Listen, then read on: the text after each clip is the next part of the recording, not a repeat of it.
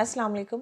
अब हम बच्चों नेक्स्ट चैप्टर स्टार्ट करेंगे, चैप्टर नंबर 10 फर्स्ट ईयर का। तो चैप्टर का नेम क्या है? इलेक्ट्रोकेमिस्ट्री। सबसे पहले इसकी डेफिनेशन देख लेते हैं। डेफिनेशन देखो इसकी क्या है? The branch of chemistry which deals with the inter conversion of electrical and chemical energy. ठीक है, यानी इलेक्ट्रिकल एनर्जी का केमिकल एनर्जी में कन्वर्ट हो जाना, केमिकल एनर्जी का इलेक्ट्रिकल एनर्जी में कन्वर्ट हो जाना, तो इसको हम बोलते हैं ये है इलेक्ट्रोकेमिस्ट्री। इसमें एग्जाम्पल है इलेक्ट्रोलिसिस ऑफ वाटर। इसको हम डिटेल में पढ़ेंगे। अगर ये शॉर्ट क्वेश्चन आएगा तो आपने ये डेफिनेशन और साथ में ये एग्जाम्पल मेंशन कर देनी है। ठीक है, इसके बाद यहाँ पे बच्चों ऑक्सीडेशन, रिडक्शन और रिडॉक्स रिएक्शन में क्या डिफरेंस है ये देख लेते हैं। तो ऑक्सीडेशन की डेफिनेशन क्या होगी? Oxidation is the process involve the loss of electron और इलेक्ट्रॉन। मतलब इलेक्ट्रॉन जो है वो एक भी रिमूव हो सकता है और एक से ज़्यादा भी रिमूव हो सकते हैं। तो कितने इलेक्ट्रॉन लॉस हो सकते हैं? ऑलमोस्ट जो है वो, अगर आपके पास ऑक्टेट रूल को देखें ना, अगर किसी आइटम के आखिरी शेल में 3 इलेक्ट्रॉन या 3 से कम है तो वो प्रेफर करेगा इलेक्ट्रॉन को लूज़ करना। अगर किसी आइटम के आखिरी शेल में 5 इलेक्ट्रॉन या 5 से ज़्यादा हैं तो वो प्रेफर करेगा इलेक्ट्रॉन को गेन करना। ठीक है, तो 1 से 3 तक एक आइटम इलेक्ट्रॉन जो है वो लूज़ कर सकता है। It is a process involving the loss of electron और इलेक्ट्रॉन्स। फॉर एग्जाम्पल हमारे पास ये देखो, ये हमारे पास है आयरन। ठीक है, तो आयरन है +2 चार्ज पे। तो आयरन इसका मतलब है कि 2 ऑक्सीडेशन स्टेट पे एग्जिस्ट करता है, +2 और +3। तो एक इलेक्ट्रॉन इसमें से निकल जाएगा तो ये +2 से +3 में आ जाएगा। ठीक है, तो इस केस में से इलेक्ट्रॉन निकला है आयंस में से। ठीक है, इसी तरह हमारे पास यहाँ पे है जिंक, और जिंक क्या है? मेटल है। जिंक क्या है? एटम है। ठीक है, तो यहाँ से हम एटम में से इलेक्ट्रॉन निकालेंगे तो यहाँ पे चार्ज क्या आ जाएगा? 2 इलेक्ट्रॉन निकलेंगे। ठीक है, तो जब 2 इलेक्ट्रॉन निकलेंगे तो 2 पॉजिटिव चार्ज आएंगे, तो यहाँ पे 2 इलेक्ट्रॉन ऐसे आ जाएंगे। यानी एटम और आयन जो है वो दोनों इलेक्ट्रॉन को लूज कर सकते हैं। तो जितने इलेक्ट्रॉन लूज करेंगे वैसे ही इलेक्ट्रॉन यहाँ आ जाएंगे, उतने ही चार्जेस ऊपर आ जाएंगे। ठीक है, इसी तरह यहाँ पे है reduction. It is a process involving the gain of electron और इलेक्ट्रॉन। अब एक एटम जो है वो इलेक्ट्रॉन एक भी गेन कर सकता है और एक से ज़्यादा भी गेन कर सकता है। ठीक है, तो जैसे यहाँ पे है क्लोरीन। क्लियर है? क्लोरीन यहाँ पे क्या है बच्चों? एटम है, और एटम जो क्या होता है? न्यूट्रल होता है, बिकॉज इसमें equal number of electron and proton होते हैं। जब एक न्यूट्रल एटम इलेक्ट्रॉन एक्सेप्ट करेगा तो इस पर चार्ज क्या आ जाएगा? नेगेटिव। और एडिशन ऑफ इलेक्ट्रॉन को हम क्या बोलते हैं? रिडक्शन। क्लियर? अब यहाँ पे ये क्या है? कॉपर। कॉपर क्या है? आयन है, 2 पॉजिटिव है। तो कॉपर ने क्या करना है कि 2 इलेक्ट्रॉन को एक्सेप्ट करना है। तो जब ये 2 इलेक्ट्रॉन को एक्सेप्ट करेगा तो ये किस में आ जाएगा? न्यूट्रल। इससे एक चीज़ आप वाज़ेह हो गई कि हर एडिशन जो है वो नेगेटिव चार्ज अटेन नहीं करती। ठीक है, फॉर एग्जाम्पल आपके पास एक न्यूट्रल एटम है। ठीक है, ये क्या है? ये है न्यूट्रल। अगर आप इसको जो है वो इलेक्ट्रॉन दो तो ये न्यूट्रल कन्वर्ट होगा नेगेटिव में। ठीक है, बट फॉर एग्जाम्पल अगर आपके पास एक पॉजिटिव आयन है, अगर आप इसको इलेक्ट्रॉन दो तो ये पॉजिटिव पहले कन्वर्ट होगा न्यूट्रल में। ठीक है, न्यूट्रल में कन्वर्ट होगा। अब अगर आप इस न्यूट्रल को इलेक्ट्रॉन देते हो तो तब ये न्यूट्रल जाके कन्वर्ट होता है नेगेटिव में। मींस हर एडिशन जो है वो नेगेटिव चार्ज अटेन नहीं करता। आप इलेक्ट्रॉन जो है वो एटम को दे रहे हो, न्यूट्रल एटम को दे रहे हो, तो तब इलेक्ट्रॉन के एडिशन से नेगेटिव चार्ज आएगा। अगर कोई पॉजिटिव आयन इलेक्ट्रॉन एक्सेप्ट कर रहा है तो पहले उसकी पॉजिटिव डेफिशिएंसी खत्म होगी। ठीक है, मींस वो पॉजिटिव पहले कन्वर्ट किस में होगा? न्यूट्रल में। अब अगर आप किसी न्यूट्रल एटम को इलेक्ट्रॉन दोगे तो फिर वो जाके नेगेटिव में कन्वर्ट होगा। Clear?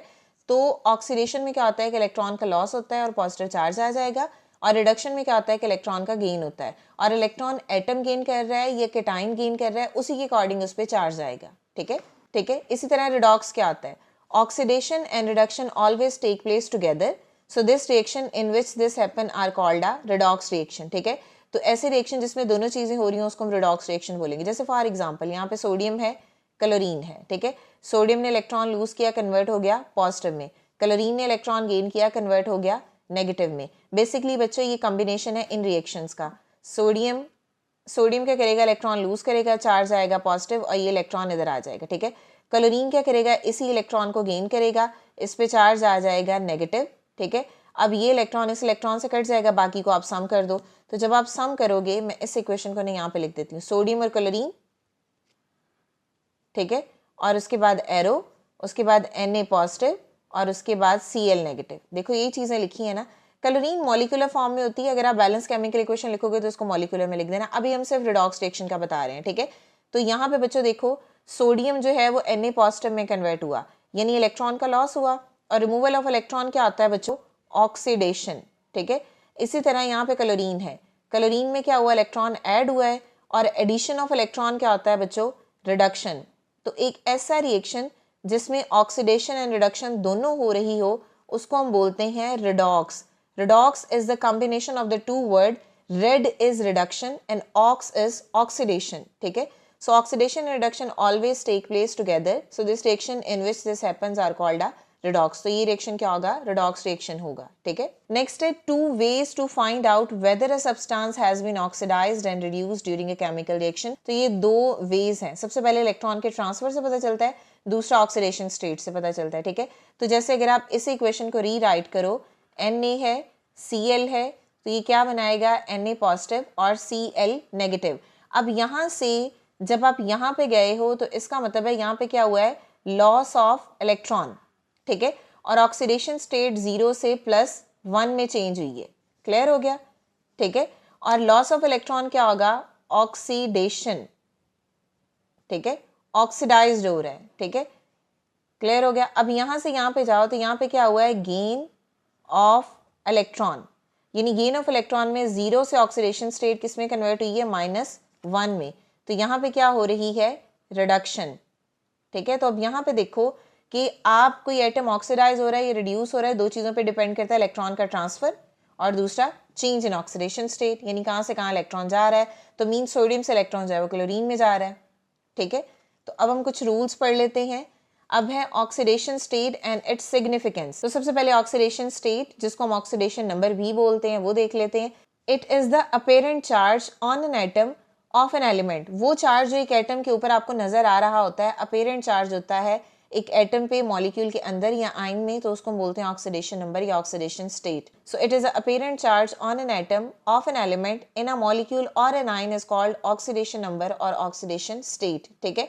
It can be positive, negative और जीरो, डिपेंड करता है ना। जैसे फॉर एग्जाम्पल अगर आप सोडियम देखो तो सोडियम के केस में ऑक्सीडेशन नंबर +1 है, क्लोरीन के केस में ऑक्सीडेशन नंबर जो है वो -1 है, और अगर आप मॉलिक्यूल देखो तो इस केस में ऑक्सीडेशन नंबर क्या होगा, हमारे पास यहाँ पे 0 होगा, ठीक है। मतलब वो लूज, ये क्या कर रहा है, इलेक्ट्रॉन को लूज कर रहा है, ये क्या कर रहा है, इलेक्ट्रॉन को गेन कर रहा है, और ये न्यूट्रल है, तो ये कुछ नहीं कर रहा है। तो oxidation number positive, negative and 0 कोई भी हो सकता है, ठीक है। हायर पॉजिटिव ऑक्सीडेशन नंबर और हायर नेगेटिव ऑक्सीडेशन नंबर का मतलब क्या होता है, हायर पॉजिटिव ऑक्सीडेशन नंबर का मतलब क्या होता है, एटम्स और आइंस मोर ऑक्सीडाइज्ड, ठीक है। जितना ऑक्सीडाइज होगा, मतलब जितना इलेक्ट्रॉन को लूज करेगा उतना पॉजिटिव चार्ज ज्यादा आता जाएगा, ठीक है। जितना एक एटम या आयन रिड्यूस होगा, इलेक्ट्रॉन को गेन करेगा, उतना नेगेटिव चार्ज ज्यादा आता जाएगा, ठीक है। Higher positive oxidation number, atom और ion more oxidise. For example अगर कोई एटम 1 इलेक्ट्रॉन लूज कर रहा है तो +1 चार्ज, 2 इलेक्ट्रॉन लूज कर रहा है तो +2 चार्ज, 3 इलेक्ट्रॉन लूज कर रहा है तो +3 चार्ज, तो that is called the higher positive oxidation number. इसी तरह अगर कोई एटम जो है वो 1 इलेक्ट्रॉन गेन कर रहा है तो -1, 2 इलेक्ट्रॉन गेन कर रहा है तो -2, 3 इलेक्ट्रॉन गेन कर रहा है तो -3, तो इसी तरह जो है वो हमारे पास जो है वो हायर ऑक्सीडेशन नंबर पॉजिटिव और नेगेटिव आता जाएगा, ठीक है।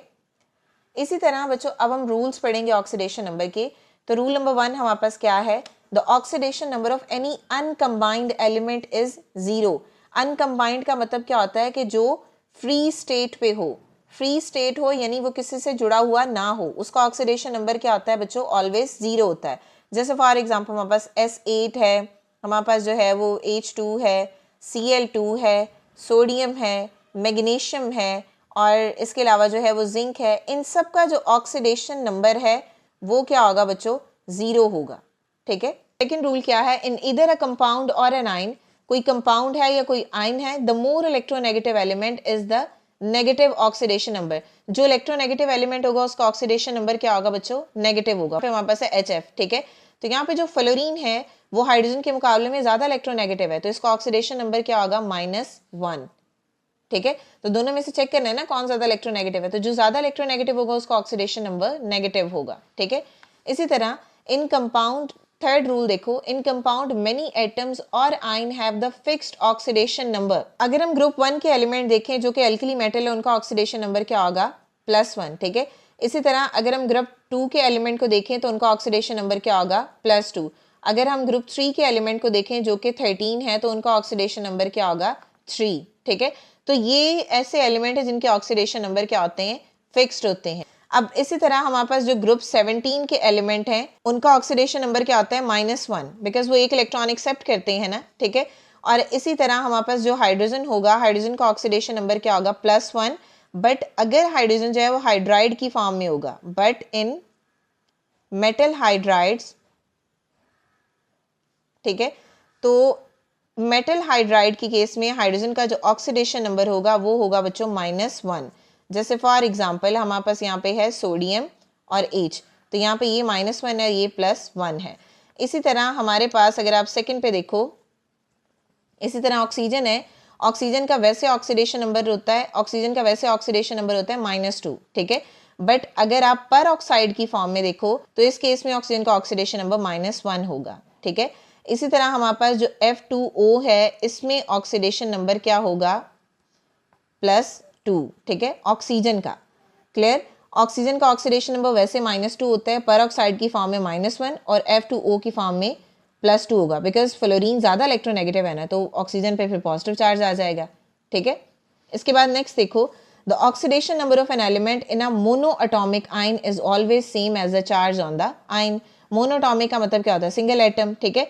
तो इनका वही ऑक्सीडेशन नंबर होगा जिस पे चार्ज है, जैसे Cl है, नेगेटिव है, ठीक है, तो इसका ऑक्सीडेशन नंबर क्या होगा, इज -1, ठीक है। इसी तरह Al3 पॉजिटिव है, तो इसका ऑक्सीडेशन नंबर हमारे पास क्या होगा, इज +3। नेक्स्ट है rule number 5, in compound the algebraic sum of oxidation number of all the element is 0, ठीक है। जैसे फॉर एग्जांपल हमारे पास है HCl, ठीक है।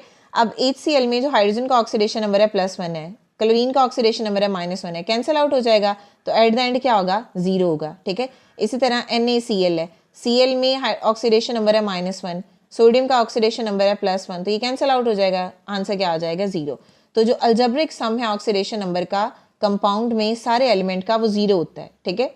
अब rule number 6, in poly atomic ions, ठीक है, मतलब जिसमें एक से ज्यादा एटम हो, the algebraic sum of oxidation number equal to the charge on the आइन।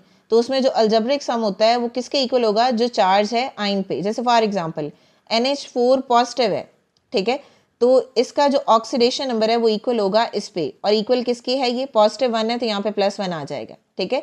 इसी तरह जो CO3 2- है, तो इस पे चार्ज क्या है, -2, तो यहाँ पे -2 आ जाएगा, ठीक है, इक्वल टू -2, यहाँ पे 0 नहीं होगा बल्कि वो होगा जो उस आइन पे चार्ज है, ठीक है। इसी तरह SO4 -2 है, तो इक्वल के बाद क्या आएगा, -2। उसके बाद है लास्ट रूल नंबर 7 है, for transition element and many non metals oxidation number can not be fix. देखो ट्रांजिशन एलिमेंट का तो नाम से ही पता है कि जिनका फिक्स्ड ऑक्सीडेशन नंबर नहीं होता है, ट्रांजिट करते हैं, चेंज करते हैं।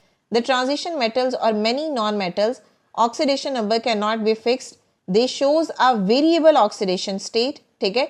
और जो ऑक्सीडेशन नंबर है that is always determined by the calculation, आप उसको कैलकुलेशन कर सकते हो। जैसे फॉर एग्जांपल कैसे, हमारे पास है अगर H2SO4 और हमें कहा जा रहा है कि सल्फर का ऑक्सीडेशन नंबर जो है वो फाइंड करें, तो आप क्या करोगे, आपने क्या करना है, जैसे यहाँ पे हमारे पास प्लस, यहाँ पे हमारे पास हाइड्रोजन है, एक का ऑक्सीडेशन नंबर कितना होता है, 1, तो 1 लिखोगे, और यहाँ पे 2 है तो 2 इधर आ जाएगा, ठीक है। सल्फर एज इट इज आ जाएगा। ऑक्सीजन का नॉर्मल ऑक्सीडेशन नंबर क्या होता है, -2, इक्वल आ गया 0 के। हल करो तो यहाँ पे 2 प्लस सल्फर 4 2s are 8 और इक्वल आ जाएगा 0। अब यहाँ पे 8 में से 2 निकाल दो तो -6, सल्फर इज इक्वल टू 0। अब इस -6 को इधर ले जाओ, सल्फर इज इक्वल टू 6 आ जाएगा। तो इस तरह आप जो है वो किसी भी कंपाउंड का ऑक्सीडेशन नंबर जो है वो फाइंड कर सकते हैं फार्मूला के अंदर, ठीक है।